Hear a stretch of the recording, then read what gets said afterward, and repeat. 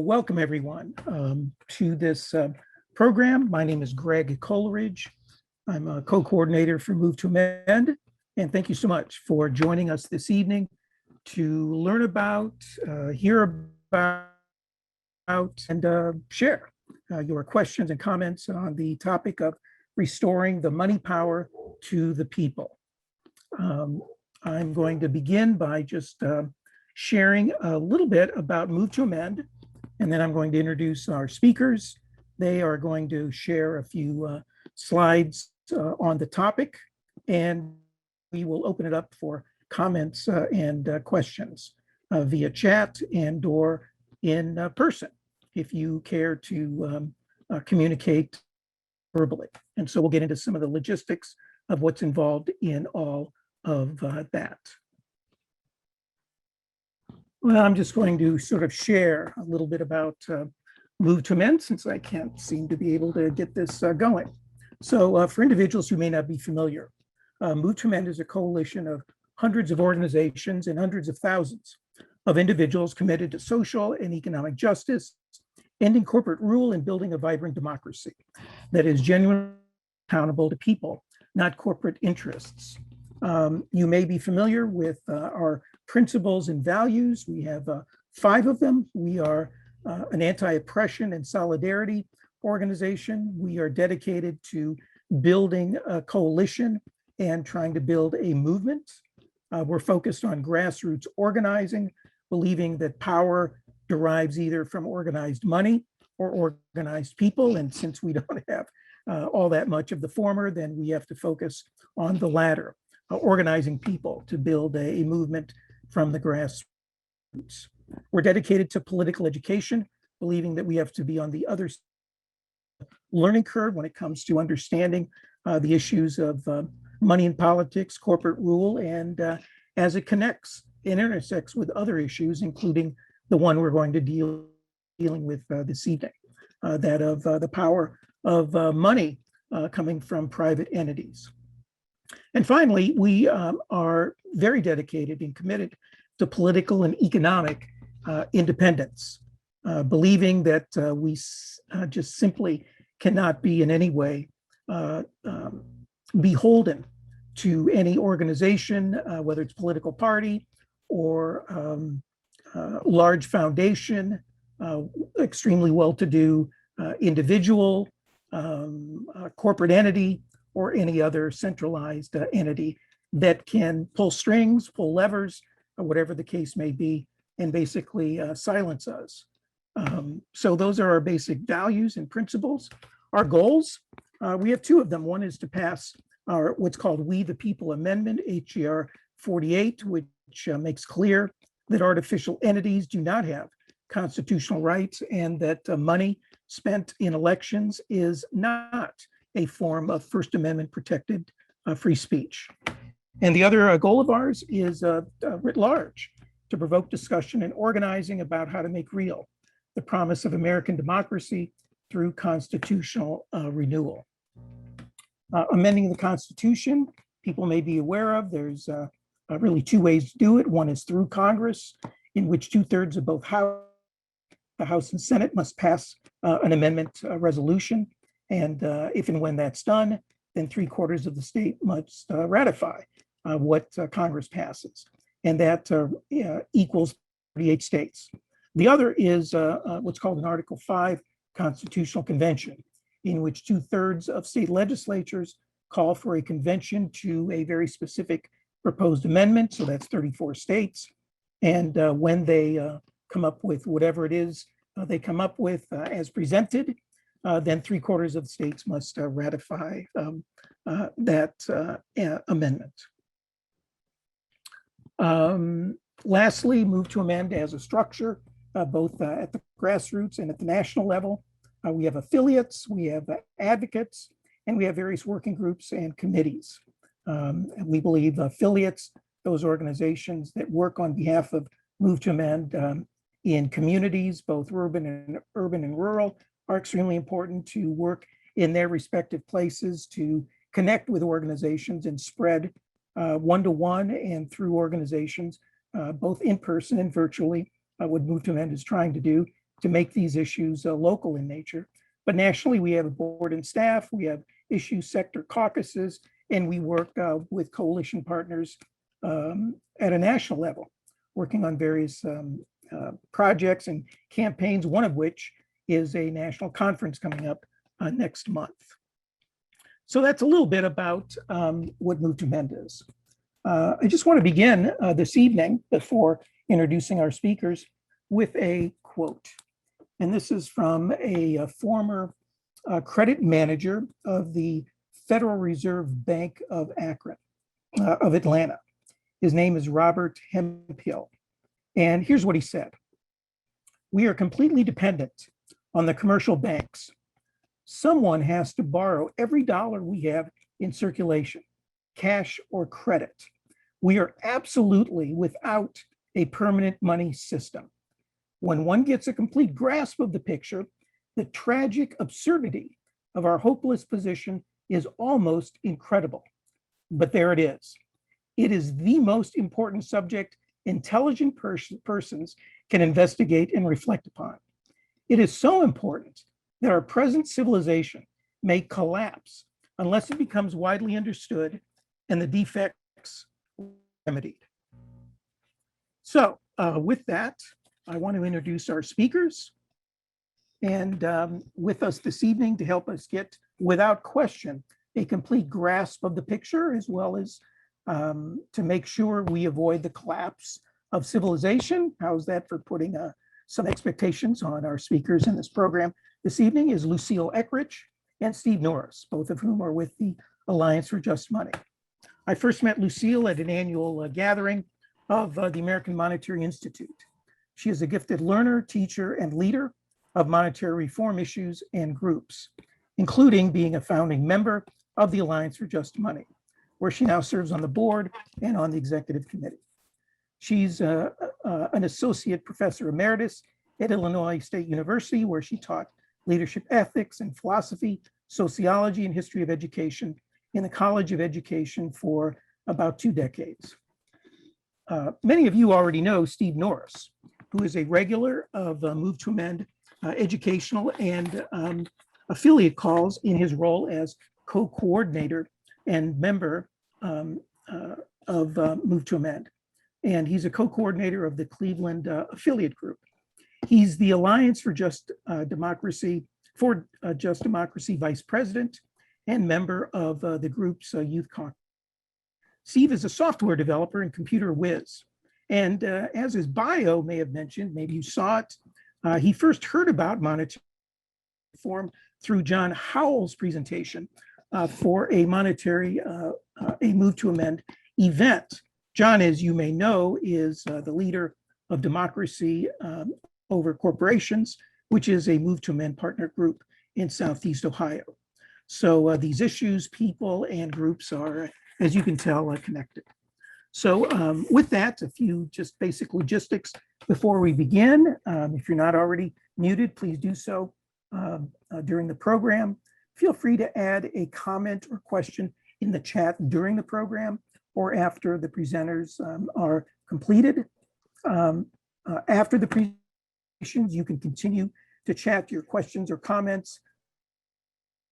Or if you prefer, and you want to ask your question or make a comment live, you can do so either by typing the word stack in the chat or raising your hand by hitting that little icon at the bottom of your screen. So please make your comments or questions we would ask succinct and on point.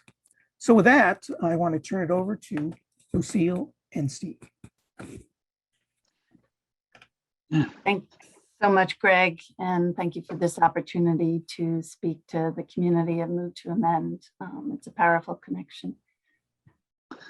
Yes, thanks. It's an honor to be here, and we're excited to present today. Let's see. So yes, we're talking about restoring the money power to the people, and today we're going to talk about what is the money power and what why it needs to be restored to the people and how we can do that. So Steve and I are going to tag team through the slide set. And this is a fundamental statement in monetary reform work and in the public understanding of money, that money exists by law, not by nature. And this statement originates at least as far back as Plato and Aristotle. And I could read you a quote about that. But basically, it means that money is an agreement between and among a people, as a people, to use it as a medium of exchange.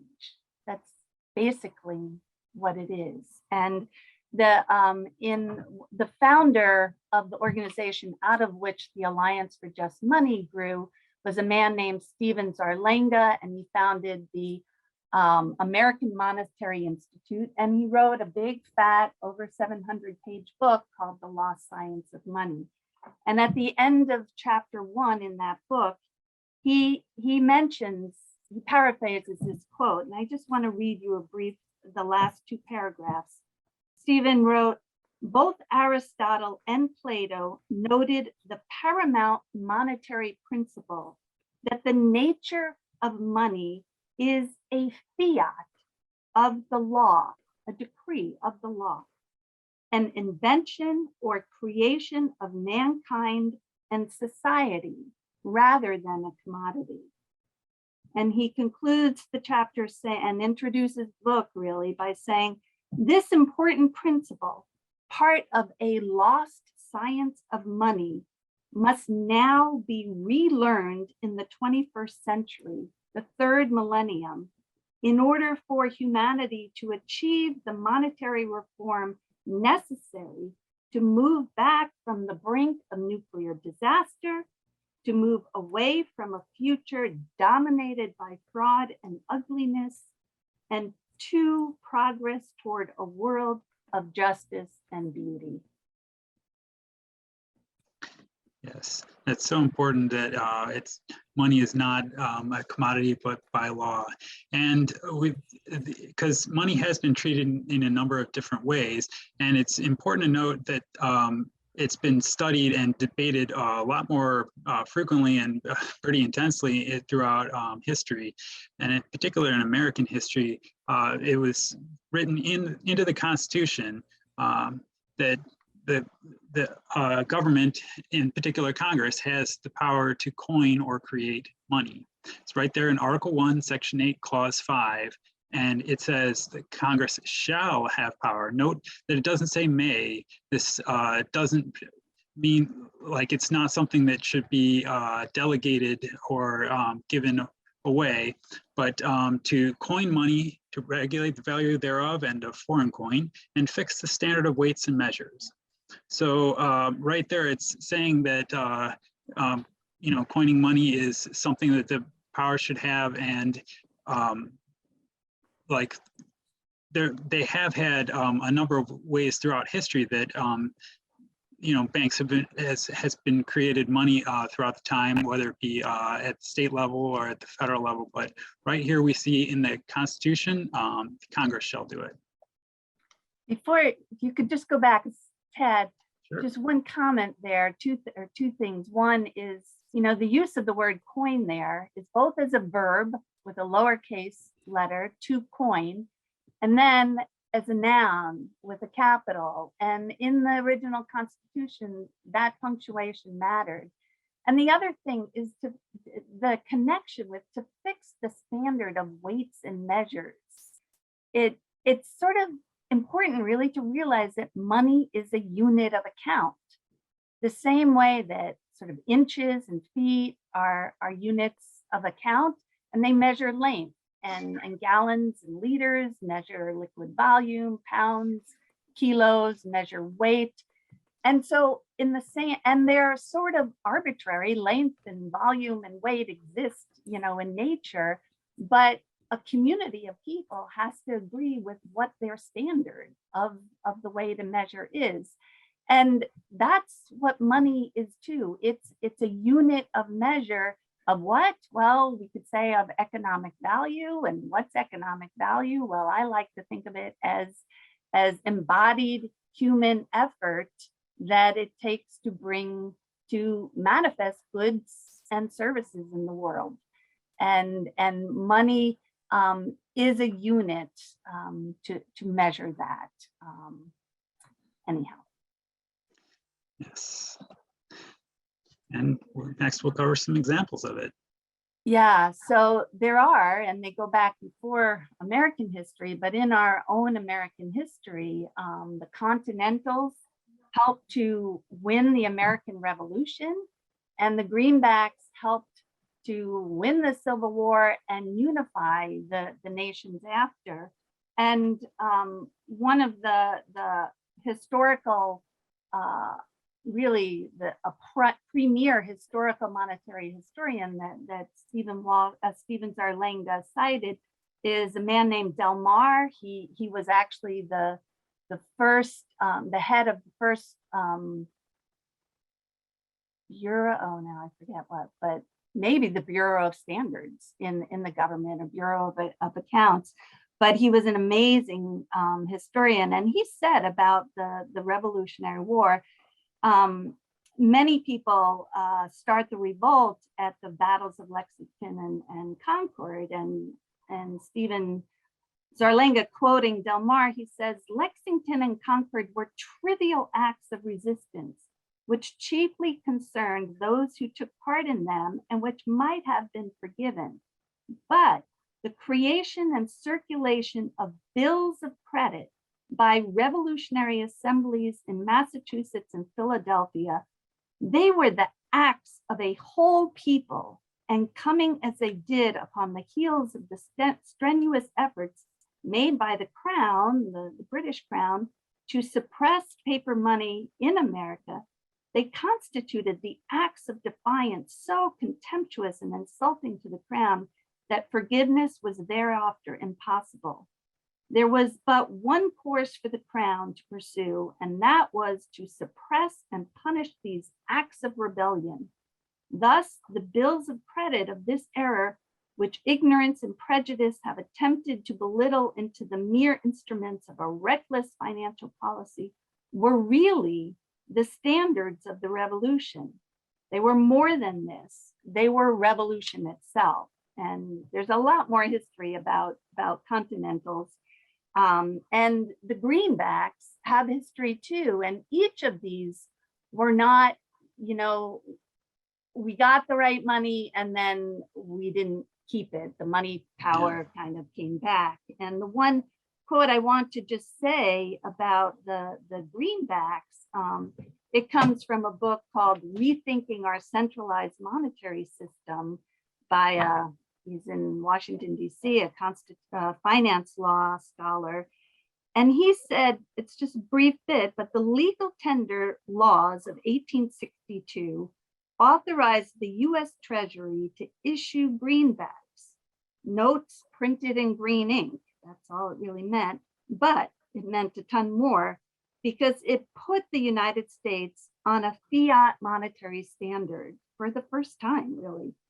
The issuance of greenbacks, an irredeemable currency not backed by gold, but by the federal government, facilitated the Union's ability to finance a civil war without resorting to direct taxation.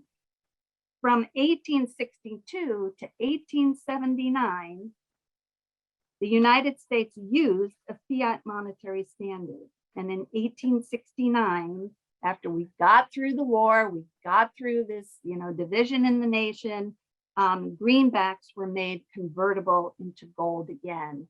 And laws between, in particular, one law, so basically the point there was, in a certain way, it was greenbacks that unified the nation after the Civil War. And part of the process of the banks reclaiming it or getting it at a national level was putting a 10% tax on state currencies that existed. We didn't have really a federal system at that point. but they put a 10% tax. They didn't outlaw the state currencies, but they put this tax that made it costly, so that the choice for economic reasons was to use the greenbacks. And then they made it a gold standard again. And soon after the Civil War, there were bonds put into circulation as well to pay for the war. And we basically paid back those who were the bondholders, which could have bought them with greenbacks, paid them back in the people's gold, basically. But the greenbacks and continentals, they both existed as money spent into circulation for the public good, however that was defined. It never was total. And so at this point in history, we want it unanimous. All money is public money, and that's what we'll go on to talk about here. Yeah. One thing I just want to add is that sometimes the continentals and greenbacks get a little bit of a reputation for there was inflation. Well, if people might be ignoring the massive counterfeiting that was happening, like that the British were doing, to interfere with both things during the state of war. It's just hugely important to have these historical examples of publicly created money. One other bit was that following the U.S. Civil War, because of the huge amount of counterfeiting, the Secret Service was created to fight that. So another one we have here is the privatization of money creation. It was consolidated nationwide with the 1913 Federal Reserve Act. It's making things more private than public, because throughout the 19th century, there had been lots of different, there was like wildcat banking and lots of different state-based banks. And sometimes there would even be discounts on bank money that was created and different levels, because communication wasn't instantaneous, and people weren't sure that the bank credit would be accepted if they actually took it and tried to cash it in at the bank. But after a bunch of panics and things throughout the 19th century, they had a pretty famous one in 1907, and these were all leading up to the Federal Reserve Act. So this is when it all came together, and unfortunately, this is when it was finally privatized. And there is arguably there is a little bit that that Fed is public, because it's appointed by the president and confirmed by the Senate. So there is some level of public nature of it, but the Fed itself is it's constituted by commercial banks. That's what are making up the constituent parts of it. And as we'll see, there's very important pieces as to why who benefits from it is the private part of it. So, and that key line of the privatization of money, it didn't originate with the 1913 Federal Reserve Act. The process goes back to the 1400s, and was first institutionalized in the way it was with the Federal Reserve in England in 1694. But that process happened in the US, and it made it national.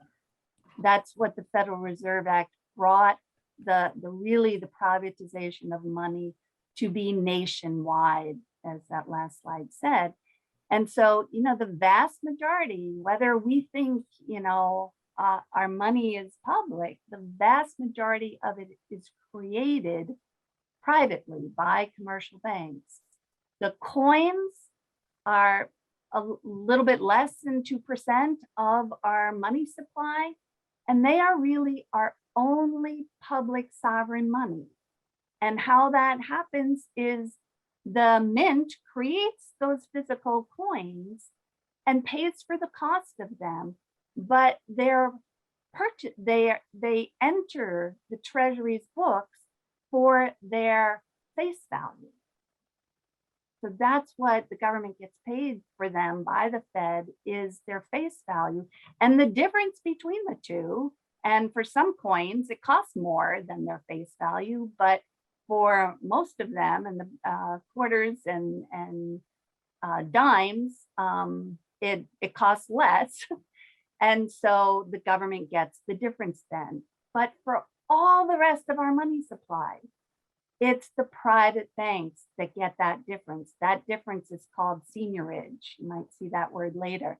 But so our paper bills, yes, the government prints them. The Bureau of Printing and Engraving, or Engraving and Printing, produces them, but the Fed buys them for cost.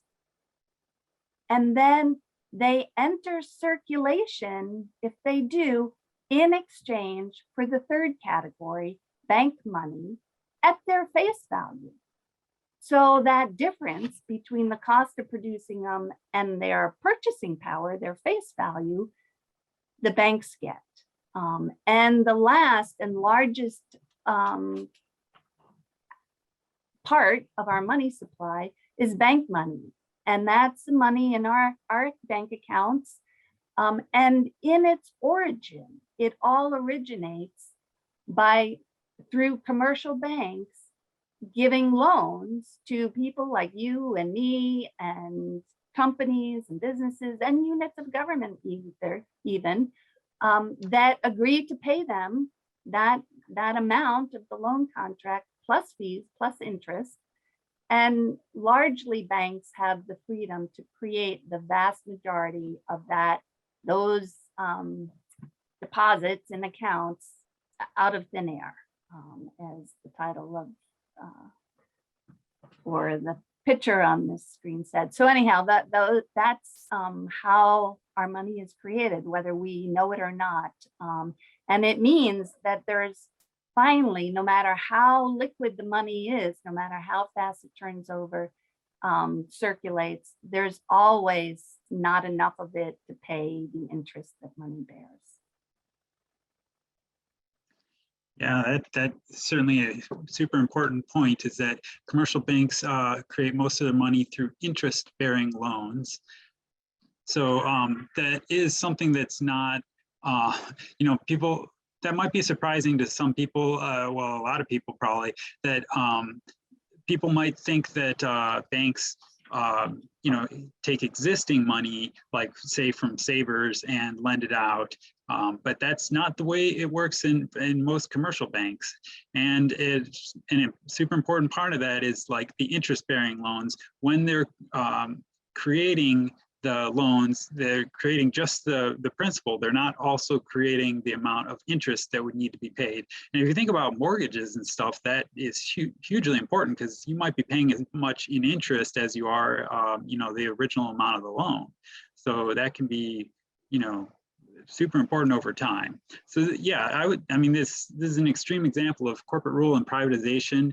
It is just huge benefits, and like it kind of structures the whole economy, that not only are people having to factor this into the prices that they're paying for goods and services, it's also like something that corporations have to it's factored into their prices, and like all their actions are kind of contingent on that. So it kind of like even if they wanted to do the right thing, there's this structural pressure that's built into things that makes it, that ratchets up the power, and, like kind of the short-term mindset, and to like, just to seeking profit and things, that because they know that people who are making the loans, they'll have to pay back with interest to them. Mm-hmm, mm-hmm, mm-hmm. Before you move on, I just want to stress in that last slide that to me, this is sort of maybe we'll get to this in the discussion later with move to amend, but the focus of move to amend on corporate power and its dominant role then of profits extraction, and then the role of money in politics. The premier, I think, corporate power, the kingmaker, really, the kingmaker of our whole system are the banks, the law, and especially the large commercial banks, because they are really establishing the systemic extraction of surplus value through our money itself, through that. And every other company has to also pay the interest that money bears, to pay back the loans. And it forces this extraction process throughout the economy. And it's private. And we don't know it because we're not taught about this. And it's explicitly excluded. So it's, and it's hard to say whether, achieving the end of corporate personhood and, I'm probably not getting moved to amend lingo exactly right. Whether that is needed first, or changing the money system, or it's both end, but they're deeply connected. And the way in which we need to move together to achieve, our goals are the same in terms of the surviving and flourishing of people and the other species we share the planet with. I think, you can move on. And that is hugely important, to like being able to, choose who gets investment is super important. And we will talk about when we get to, like what goes first and stuff. There is some good news, about things. Mm-hmm. So, and I think this is interesting here, that it's not just people, not just students who are trying to go to college, not just small businesses trying to get their start, but it's also units of government. They too borrow. They either, where do they get their money? There to pay their bills, they get it from us through taxes or fees that we pay for government services, or they get it from borrowing, from issuing and selling securities. And those are the three types and lengths of duration, maturity levels of US Treasury securities. And they, the Treasury borrows from, rich people and rich banks, et cetera. And so that it becomes part of the bills that the government is paying is the interest on all those borrowings. And the exponential growth curve involved in our public debt is scary. I taught about this with students, and, to see the trillions rack up in shorter and shorter periods of time, and under, with COVID, it's gone through the roof, but so has profit for the wealthy. And so government is that Congress set this up, they could change it, but until they do, until we make them change it, government too is beholden to the bankers for its money. Yeah, and so that these are some of the economic impacts that happen by having a private money creation. It fuels debt and bankruptcy. That's when you have so much debt that's building up because the debt is growing faster than the economy or the money supply.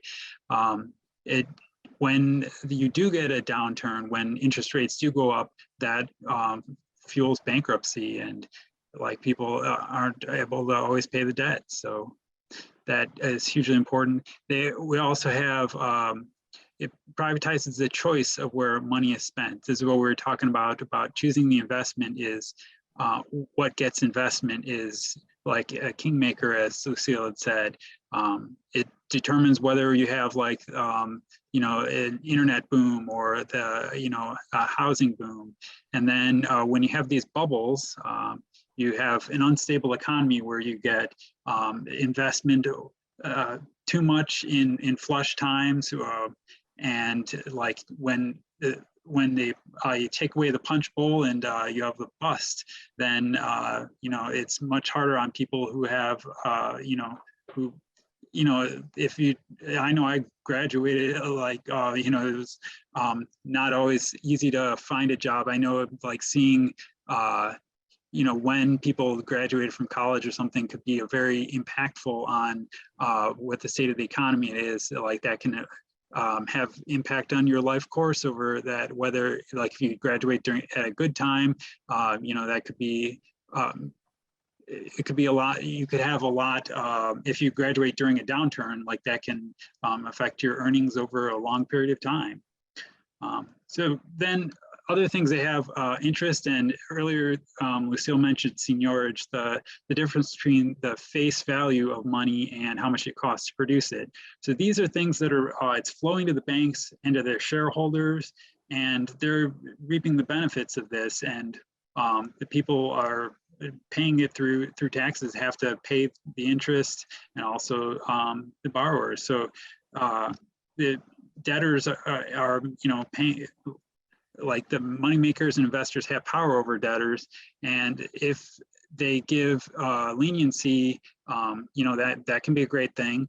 But if times are hard, then they might call in the loans and not give any leniency, and it could be very difficult on things. You just see how bankruptcy, like if you think of student loans can't be forgiven in bankruptcy, versus like corporations can sometimes have use bankruptcy law to actually trump other people's rights. You've seen like it in asbestos or opioid lawsuits that there's a very big difference between humans and corporations in terms of bankruptcy rights.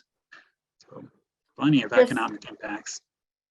Go ahead. One other point on the seigniorage is we talked about one part of it is the difference between the cost of producing whatever the token is that's used, and it might just be a number and account. And if it's a written account or an electronic account, there are different costs involved, but that's part of it, you know, the difference of that and its face value. The other part is the first use. The first use of that money that you didn't have to earn. And that's the other crucial portion. And all of that, except for coins, and everybody here can think about how much you pay with coins in your life. But all the rest of it is that seigniorage is going to the private bankers. So we're going to move on now just to one other area of impact. So we talked about the system as it is. We're talking now about the impacts, and then we'll get to our answers or what to do about it. So the other bad news of the impacts of this, I mean, wealth disparity and poverty, not just in the US, but globally. And that has to do in part with the role of the US dollar in the international economy that was set up that way after World War II. We can't really go into that, but it's disparity, extreme wealth disparity and poverty, both at home and elsewhere. And then that concentrated wealth becomes power through political spending. And as people in this audience know well better than I and most people, you know, the power of that money in 2010 and the amount of it, you know, the lid just came off. And we wonder why we get nothing done. And then special interests are favored over the general welfare. And it dictates not the public good, no matter how much lip service is given to it. Special moneyed interests get the attention. And the extreme ecological damage, not just social damage, but ecological, the resource extraction and extreme with not care for, externalizing costs involved, the pollution, global warming, all of those are systemically caused and continuing to be caused, no matter how much we know about changing them. If we don't change the money system, the systemic growth imperative will continue to dictate, and you pile war on top of that, and the connection between war and debt-based money is extreme. But these are just some of the bad impacts. So I think you want to comment, or we'll move on to some answers. Well, we could say that there is good news on the horizon. Some of the benefits, if when we do eventually pass just money reform, it'll level the playing field. It's certainly not anti-business, just as like the We the People Amendment is not anti-business. It just takes away some of the unfair advantages that corporations like can use. It's, it'd be refreshing to have businesses just compete on the merits and have a level playing field. That be a wonderful thing again, instead of using corporate constitutional rights or their power to private money creation to trump human rights. So yeah, some of the, and like Lucille had mentioned about the first use of money, like we can redirect that away from bank profits in order to have enhanced public investment. So if the banks are no longer creating money and but instead what people might already think that they're taking money or accepting money from savers and lending it out. With just money reform, that's what they would be doing, and we could use that first use of money for things such as universal education. Like pre-K is one of the most wonderful things that it's a great investment in people's futures, and universal college could be huge. There's so much educational debt is a huge topic. This would be one of the things that could benefit from enhanced public investment. Obviously, universal health care. Now, never mind that if you had single payer, it could actually be less expensive than the system we have right now and cover everyone. But if people didn't want to go that way, you could still use the extra money we'd have through the first use of money to expand coverage to everyone to have universal health care. There are also physical and social infrastructure. We've seen how, like bridge collapses, and, we still don't have, if you've ever traveled, there's wonderful train systems throughout other countries, and that would be something that might be possible to have here in the United States as well. The Social Security could be stabilized. I know before I reach retirement age, some kind of action will have to be taken. Otherwise, you only get 76% of what's promised currently. So that would be hugely important. Now, there are fixes like scrap the cap and things that could do it. But if people wanted to just get new revenue, one of the things that it could come from would be just money reform. Could also address the climate crisis. People have had eye-popping numbers on how to do that, and people have had pushback on how do you pay for a Green New Deal or something. Well, some of the money could come from this, and reparations as well. The U.S. it was founded on slavery and taking indigenous land. So I definitely think reparations would be something that would be wonderful to, it would be lovely to see the United States to have as, the kind of reconciliation and things that have happened in South Africa. And let's see, so yeah, and certainly Mudumen knows plenty of things about a democratic republic and how to have effective government. We could have, it could pay for publicly financed elections. It would be something that would be fantastic for this, to have politicians being responsive to their constituents instead of having to dial for dollars from their wealthy donors. And not just climate change, but we could also pay for rehabilitating ecosystems.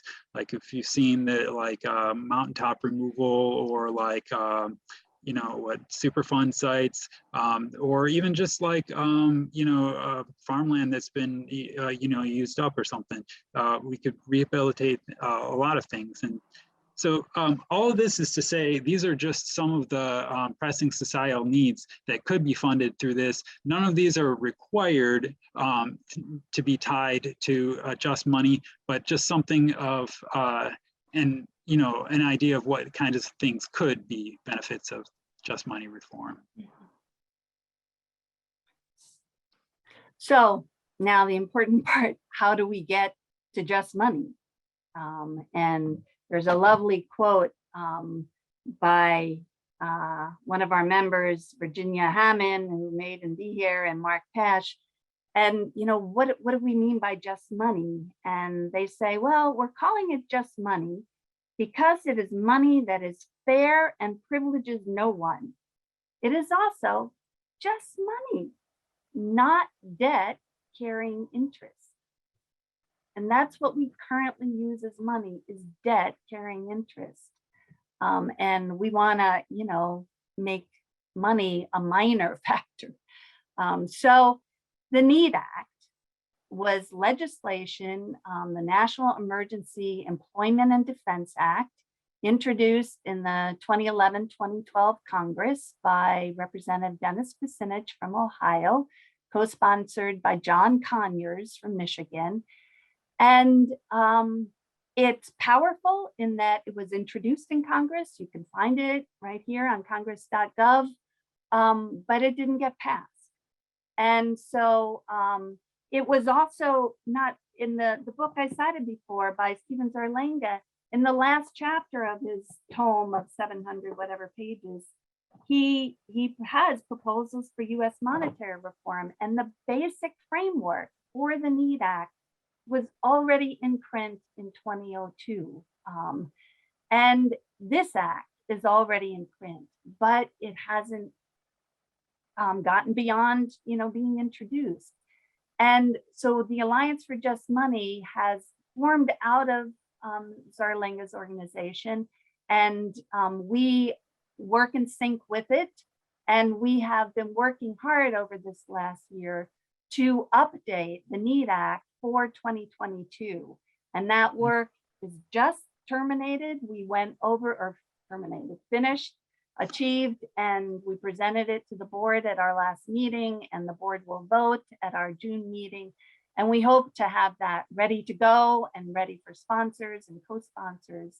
And so what does it basically say?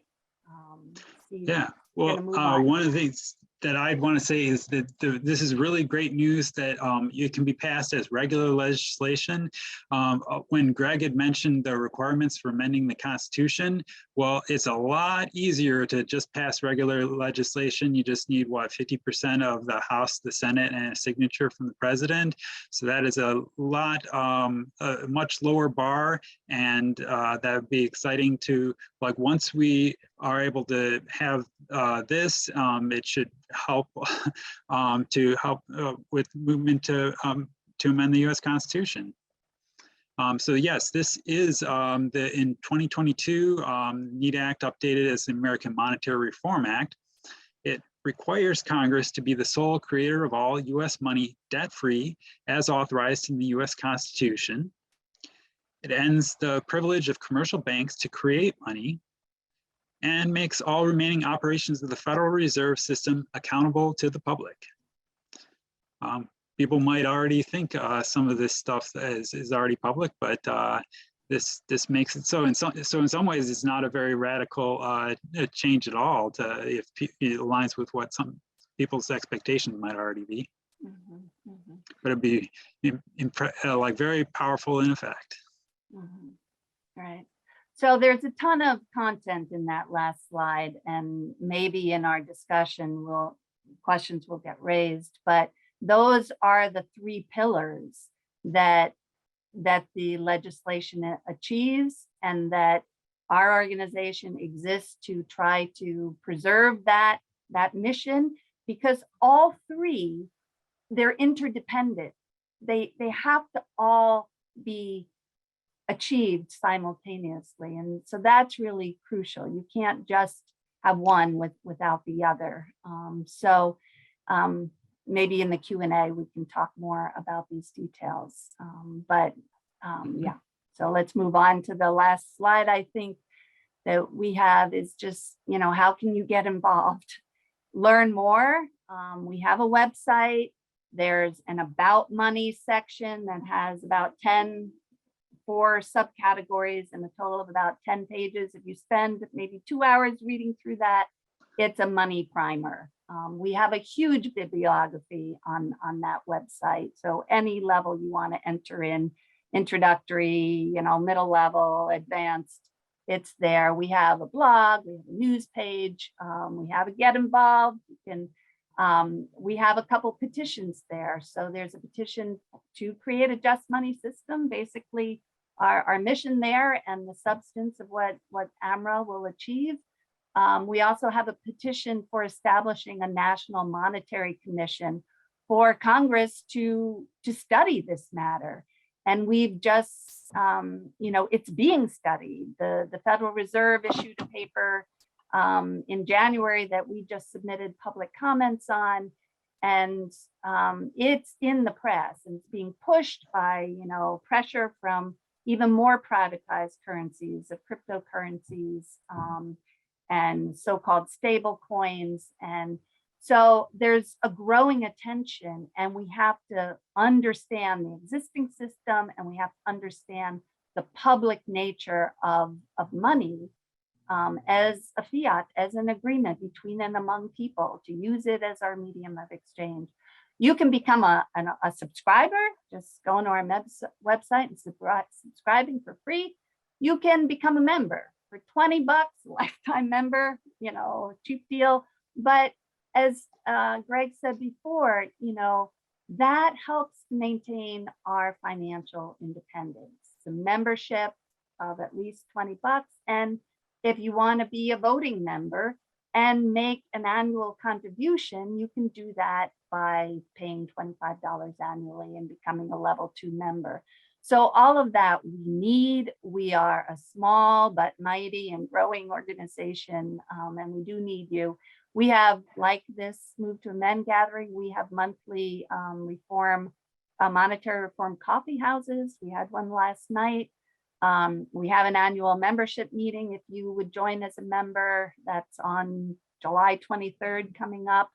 But the coffee houses are wide open to the public, and we cover, monetary reform as we think about it, and we bring in, other ideas that are out there. So public banking and other approaches that are grappling with the same issue, and basically asking your legislators to co-sponsor AMRA. And so we don't quite have it on our website yet, but it'll be up there in June, on the middle of June, it'll be there. And you can advocate in your community with help from our mentors. And we have a membership and movement committee. They're establishing a mentors and advocates kind of relationship. You could start a local chapter if and when you're ready to, or we have some members who are doing incredible work with the League of Women Voters for over a year now.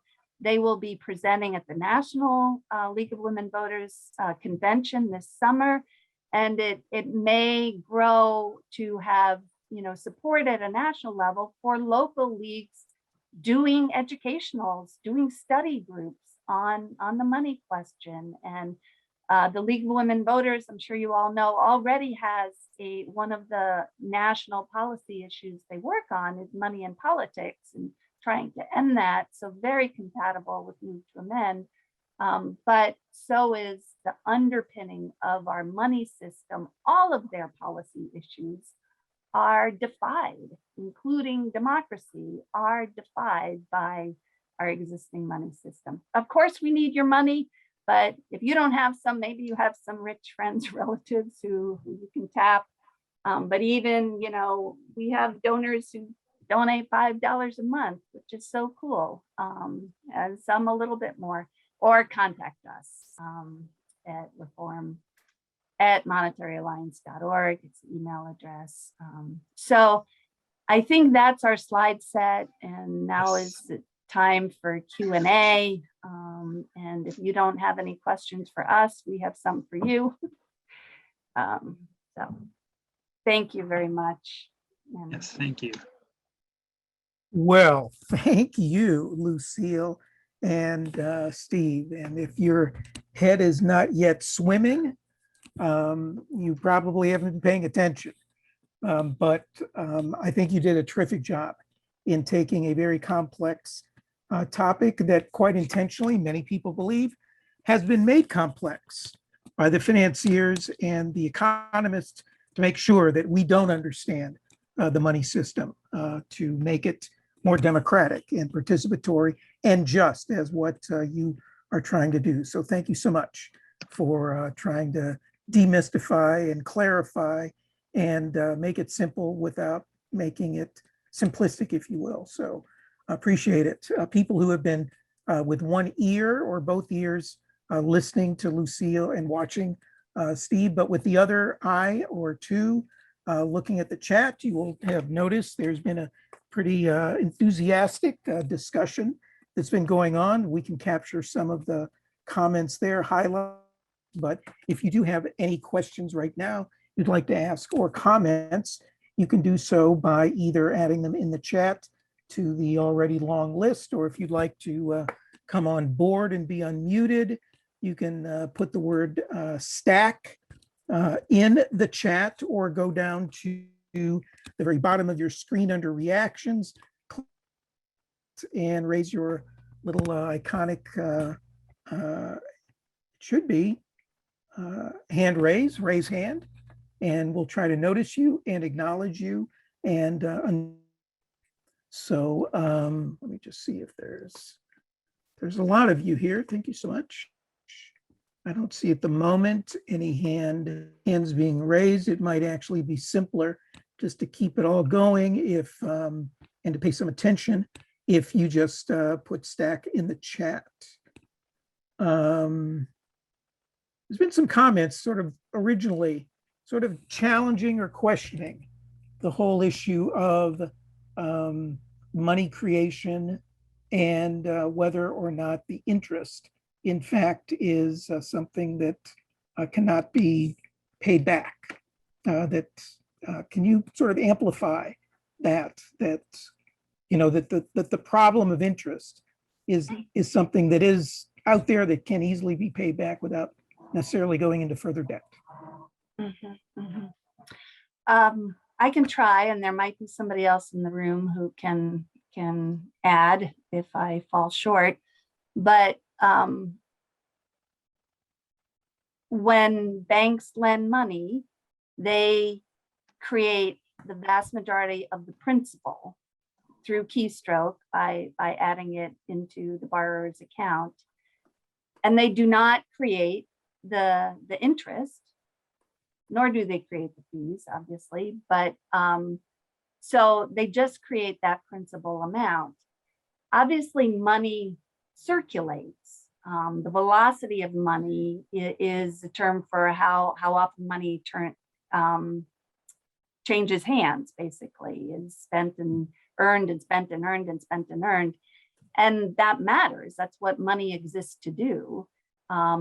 But what happens when the principal is paid back, it's actually written down and out of the money supply.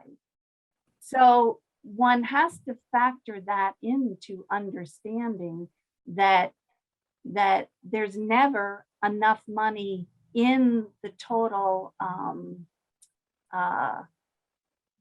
economy, money supply, to really keep paying back the interest, because as principal is paid, that money disappears from circulation, and the remaining money has to exist to pay back existing interest and existing principal, and as principal is paid back, it disappears from the supply. And there's also a factor of sometimes, and not just sometimes, a lot of loans, mortgage loans in particular, they are kind of, the banks get rid of them and they go to Fannie Mae or Freddie Mac or some other bundler of mortgage loans, and they're sold off on the secondary market. So at some level, the principal has written off because the bank sold the loan. They sold the loan contract. They probably took a discount on it, but they got whatever interest payments they wanted and fees, and the debt still exists there in circulation, and it's being used to earn money off of. But that principle was written down. So I think those factors are playing into why there's not enough, no matter how large the money supply has grown, and it's bigger than ever, the debt is bigger than ever too. And to continue paying the interest that money bears, in particular on the federal debt, there needs to be more money lent. So somebody else can speak if they want. If I may, I just want to add, Sure. like that there was, like when people talk about usury, it's not just excessive interest. It was like in the past, it had meant like charging interest at all. And this is why the fact of it being like unsustainable lending and debt buildup leading to societal impacts that like jubilees would often happen like when a new ruler comes around to forgive all kinds of debt, and a little bit to reestablish society. As if anybody's read Debt, the First 5,000 Years, it's a pretty interesting book, and it's showing like based on archaeology and things that oftentimes as debt had been building up, people might be leaving towns and things, and then when you have a jubilee, they'd come back and it'd be reestablishing society. And it's just interesting, like some of the problems that come up if debt never if it doesn't get forgiven and it just keeps building up and the interest squeezing society. So Yep. All right, we do have a couple hands up. First, Thomas Brandt, and then Timothy Havel. So Alfonso, I think, has the ability to unmute. So Thomas. Yes, thank you. You can read what I added in the chat. It probably says more succinctly than I will now, but I'll try to verbalize it too, just for reinforcement.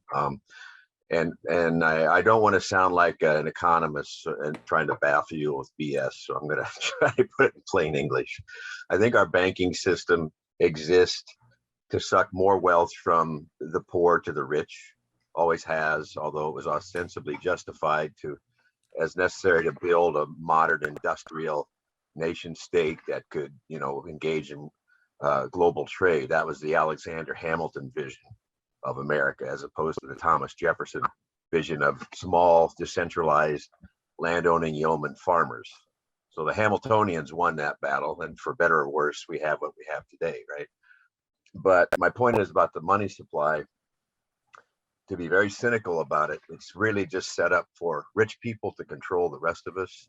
That's why all of it's lent into existence rather than granted to us, as I suggested in my reference to what's known as the Capital Homestead Act, so an idea being promoted by the Center for Economic and Social Justice for the last 30 or 40 years. The fact that you've never heard of it and it's never gotten political traction speaks to the fact that the powers that be that really control the what I call the demo public and ruling class in this country, that's the last thing they want. They can control the rest of us through debt, through wage slavery, debt slavery, and all money is lent to us. So we are not citizens and taxpayers who are given grants to invest in ourselves and in the country, as the Capital Homestead Act would facilitate.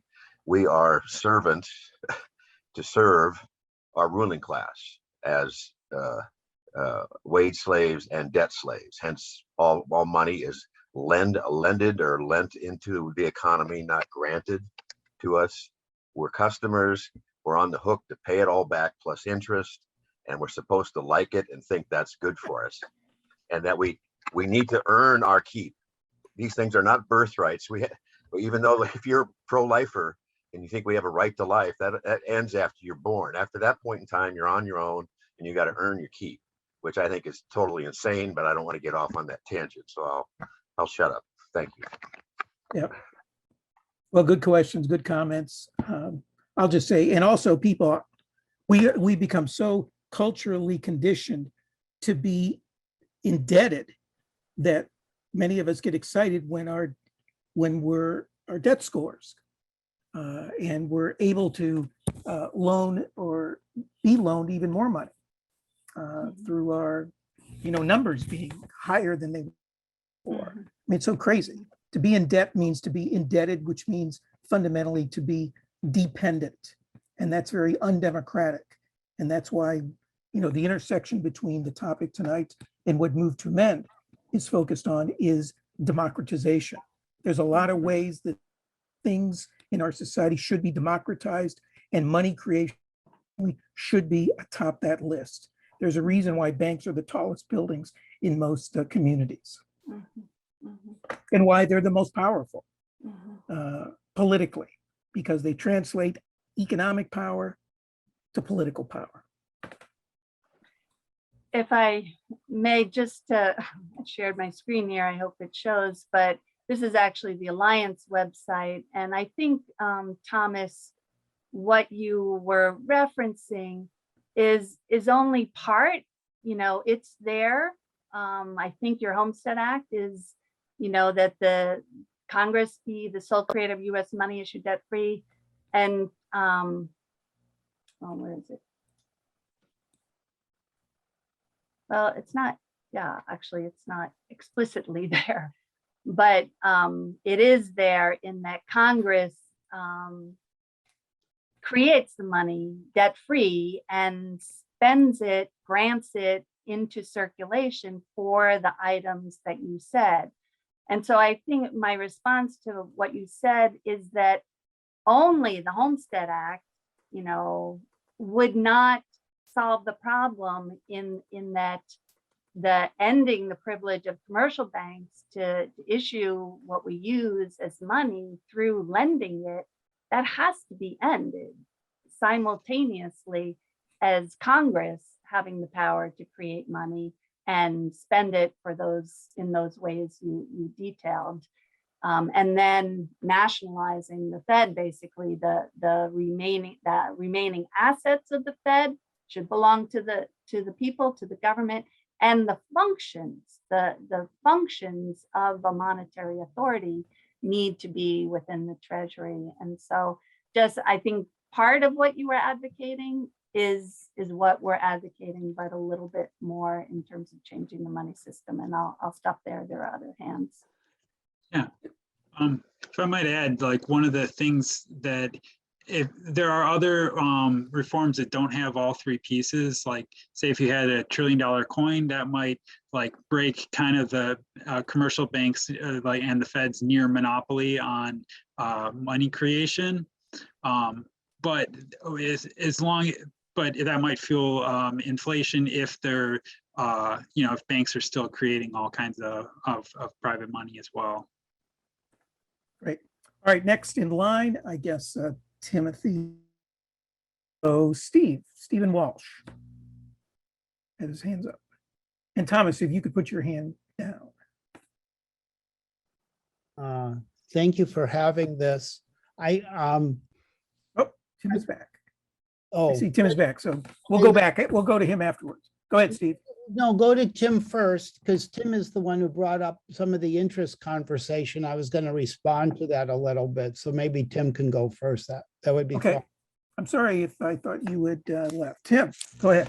Yeah, I don't know why my hand got down. I didn't do it, but whatever. I have 3 points to make. First of all, I want to say that I agree with 99% of what I've heard here tonight. So that should be understood. Second, I do have this technical quibble with claiming that because the money for the interest is not created along with the principal, the interest cannot be paid back. That's false. It's false for a very simple reason. When a bank receives a loan payment, part of it goes to the principal, part of it goes to the interest. The part that goes to the principal pays down the liabilities of the bank. The part that goes to the interest goes into the retained earnings of the bank. The retained earnings, the bank can do what it wants to with. It may issue some of it back to the shareholders as a dividend, in which case it stays in circulation. It may go out and buy a new building, pay its employees. It may do a number of things with it. It may also use it to increase its capital base and thereby allow it to maintain its liabilities to assets ratio, capital assets ratio, and make further loans. In all cases, the money does not necessarily go out or even generally go out of circulation. So it's not a simple mechanical process like that implies. And what was the third point? Yes. There's a good chance that Donald Trump is going to get reelected in the next election, as we all must unfortunately admit. And while Congress may be the one that authorizes the coinage of money, ultimately it's the executive branch that will be actually handling that day-to-day process. If he gets back in power and this bill or this concept were to be in place, I'm a little bit nervous, sorry to say, about what he might do. I'm nervous anyway, but I'm even more nervous. So those are my 3 points. Thank you very much. Lucille, Steve? I think what you said, and maybe there's someone else in the room that can answer better, but is true for a portion of the interest. I don't think it's true for all of it. Yeah, that's all. Well, I would think it's not that it can't be paid back, it's that it's increasingly difficult for borrowers. It's a squeeze on borrowers, and it's making bankruptcy and economic difficulty more likely for people. And in terms of like being scared as to what people might do with the money, I just think that having the public have the first use of money through Congress is a little like values neutral or something. Like theoretically it could be spent on increasing military expenditures or something else. Like there's nothing to say that it would go to fight climate change or anything like that. But I think it would be an improvement to have Congress and people who are responsible to we the people being in charge of this, instead of private banks being able to choose where the first use of money is through profitable loans at interest. Okay. Thank you. Now we can go to Steve Walsh. Steve, the American Monetary Institute. Thank you, Greg. A few quick, oh good, I'm off mute. Just a little more on interest. My understanding on interest is the same as Timothy's understanding. But I'm going to throw in a caveat on a little bit of some of that, and I'm not sure if there'll be disagreement or not. But if you take it, when a bank makes a loan, the principal is created in our money system, and as that principal is paid back, that money disappears. And what Lucille and Steve have brought up well here is that the interest, and as Timothy points, stays there. So if you wanted to end that money system, you can do that and everyone can pay their loans. But this is what would have to happen theoretically. Everybody who needed to pay back principal, after so many years, you had to keep paying back the principal. You had to always be earning and being able to earn the money you needed to pay the principal. So the government or whatever the powers that be, if they're truly concerned about society, you would always be able to earn the money to pay back your interest. And if you couldn't earn your money, then as Steve was presenting, at some point you need a jubilee to come across. So let's look at that. What if you have a society when you have when you have so much money in society and you have a very few people at the top in control of so much money, if there isn't new money flowing into the system, there's going to be huge hardship.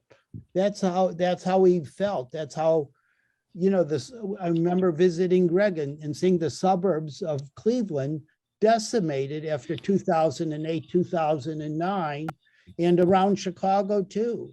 It was everywhere. The incomes did not match what had to be paid in the mortgages, and the adjustable R mortgages where it was a trigger point. So that's a little bit, Tim, I would say Tim is technically right, but in practice, now it turns out in colonial Pennsylvania, we have a beautiful historical experiment. In 1723 and early 24, 45,000 pounds were put into circulation. 7,500 pounds were spent into circulation, 37,556 was loaned into circulation, and the government of colonial Pennsylvania earned that money. And the law was written, interestingly, that when the principal was paid back, we're going to destroy the money. And it was literally put on fire. So people had to scramble and get the interest because this was going to be a temporary paper money. It was only going to be in for the first issue was 8 years. The second issue was 12 years. So at the end of those periods, the money would be out of circulation. And then the people who were interested in metal coins or precious metals, maybe we could go back to that. But what happened in practice? It took only by 1726 to find out that they could not, as the principle was being put out of existence, and they did it literally. The colonial Pennsylvania had excellent records, and they did it precisely, and people were paying back precisely at the right times. And by early 1726, they felt they were in dire consequences because people would save money. If you're hoarding money or not, if people aren't out there earning the money, there's huge problems. Yep. And they were back into dire straits, and heaven forbid, production should increase and other things. So when there's a downfall, there's a snowballing effect on the downfall, because if your population or if people aren't working together, if they're not creating a fabric to support each other at that time, the whole thing falls apart. So by 1726, they said as money was paid back, we have to be able to put all of that money back into circulation. So it only took them 2 years to feel a huge pinch. It took them 3 more years, 1729, to say, we need to even have more money because we want our population to grow. And they learned, and they created a harmony, the least inflation, and they were putting money in, the least inflation in any 52-year period, colonial times or during the United States, from 1723 to 1776, the best money period this country has ever seen. And it was just practical people. And it was the essence of the Need Act being in law and being in purpose. There were no private banks. The bank was literally a shelf where 4 Pennsylvania legislators took care of the money on the shelf, and they called it their bank. Yep. Anyhow, a little bit of information, and I enjoy the conversation. And great history. Thanks for the background. In the interest of time, we try to make these calls no more than 90 minutes. That means we've got about 6 to go. Maybe we can extend it another 5. But just to say, this is being recorded. we will send out a recording to everyone. And of course, a lot of the background in terms of history, currency, current proposals, and all of that can be gleaned to get on the other side of the learning curve around money and money creation on the Alliance for Just Money website. Just as, with Move to Amend, we feel getting on the other side of the learning curve around corporate constitutional rights. It's not something we learn about in school or in even activist circles, which is why we have to educate ourselves and be politically independent as well as economically independent. So that's why these kinds of forums are so important, and to follow up with that by going to those primary sources. But I want to get to Sue. I'm assuming that Sue Peters and Virginia Hammond, and then give Lucille and Steve the last word to respond to any or all of what they bring up. So Sue, if you are still there. Yes, I'm here. Can you hear me? Great. Okay. Go ahead, Sue. Oh, now you're mute. Okay. How's All that? right, you're fine now. Okay. I just want to say something. I've been a monetary reformer for 12 years. This is, I know, very hard to simulate, but I just want to say something to Timothy Havel.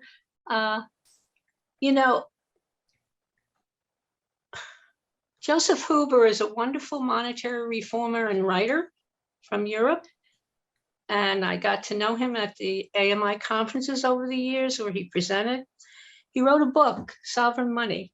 I recommend it when you have assimilated the fact that banks create money, because he says in that book that when a bank, not only when it makes a loan, does it create this bank money or bank credit, but when a bank pays any non-bank, and I read that, I said, it's creating credit when it pays its expenses to a non-bank?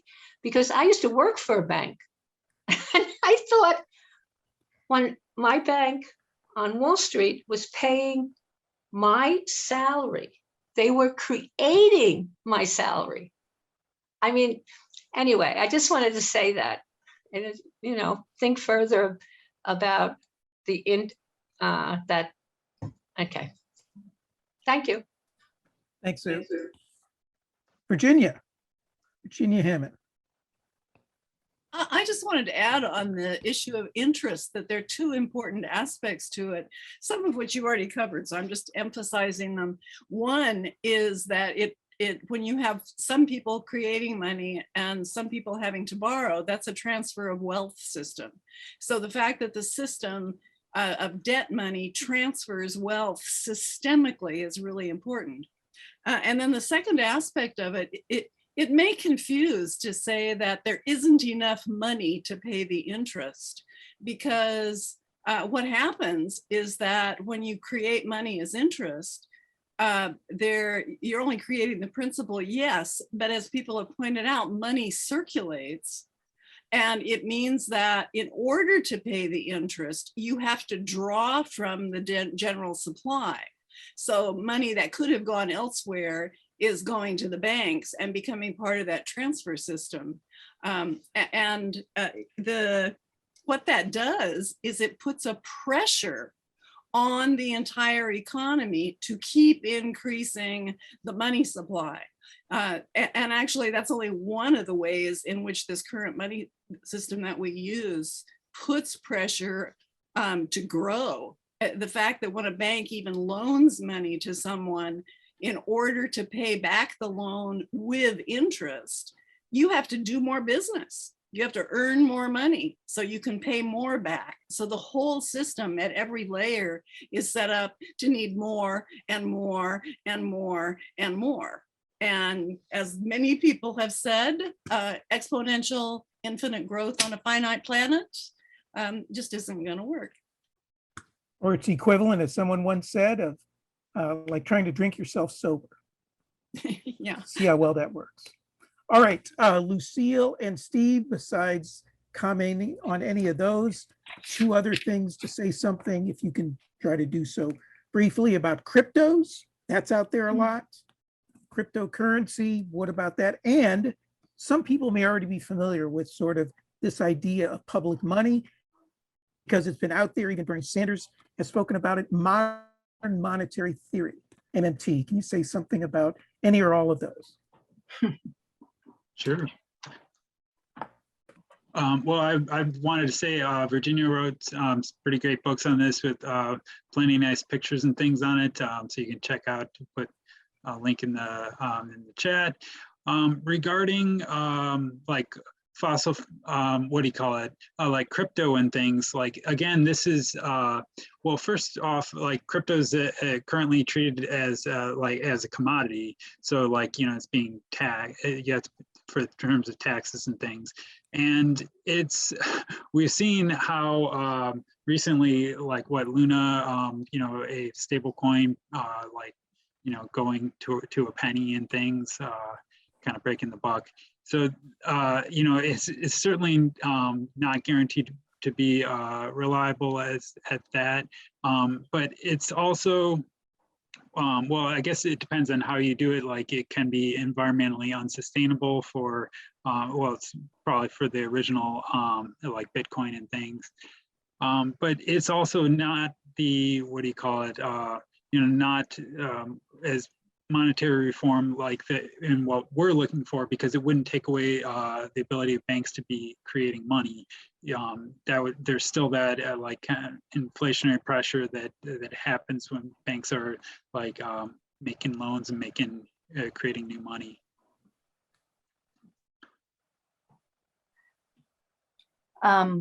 I could add in a bit about MMT. I'm not a scholar of MMT, but my understanding from the reading and listening that I've done is that we share a significant amount of territory with MMT in terms of naming, describing the system that we have as one in which banks create what we use as money, et cetera. And my sense is that the MMT thinks our problem has been that we haven't been naming and describing the money system as it really is and teaching that in our universities and colleges. And there's a whole movement called of university students called Rethinking Economics that is partly saying that. It's like, look, you guys, you've not been really saying it like it is. And you need to. And we agree with that. And I think MMT thinks that alone, if we know how the system is and operate in accord with it, then, you know, we can solve our problems. And how we solve our problems is don't worry about debt. Don't worry about the public debt, because it can go up and it can go up. And as long as we're paying the interest that the public debt bears, you know, everything's hunky-dory. And I don't think it is hunky-dory. And that may be a simplistic analysis of MMT, but I think when it comes down to it, that's sort of what they're arguing. And they're not arguing for a system change. Yeah. And what about the difference between stable coins and unregulated cryptos? I mean, I think it's an even worse stable coins are a worse privatization of our money, because they are tying it to national currencies or our national currency or a set of them. And even looking, I mean, there's been a presidential working group with the FDIC and with the Office of the Controller of the Currency on stable coins. And it's frightening to me that that level of public agency attention has been put on that, because and they're trying to get it regulated sort of like banks, really, so that we get public underpinning of this, you know, entirely sort of private investment tool, and it's not a direction that it is at all in relation to the public good, I think. And cryptos are, commodities, basically. They're if it's blockchain related, I think there are certain benefits with that technology. I think environmentally, it's probably not able to be implemented at a full scale for a national money system, but that should be looked at. But they're just investment tools is how I look at them, and they're not money, and they're not legal tender. And I think if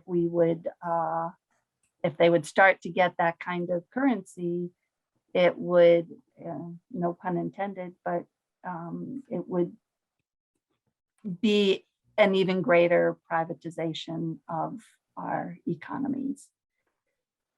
Yep.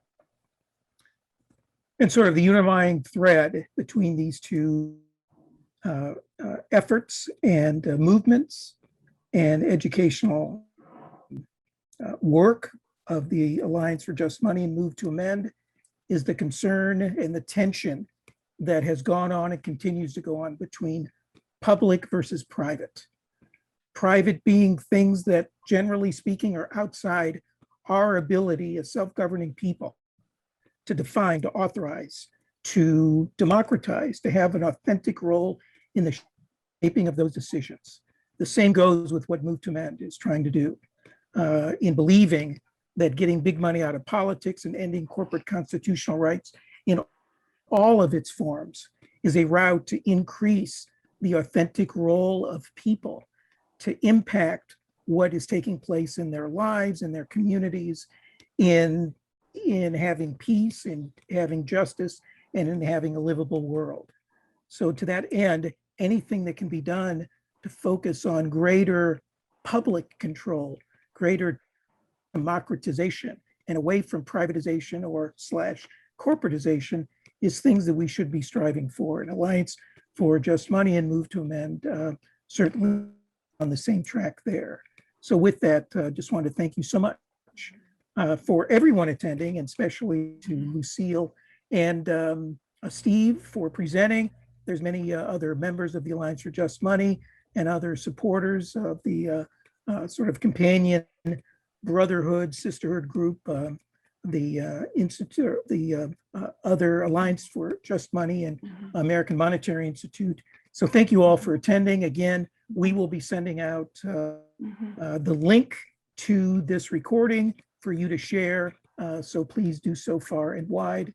And with that, thank you ever so much. Please. And just one little addendum is that we are a member organization of an international sort of loose network called the International Movement for Monetary Reform. And so there are over 30 different countries that are represented in IMMR, and it's definitely a movement there. I just emailed this week of a petition campaign across the Eurozone for sovereign money.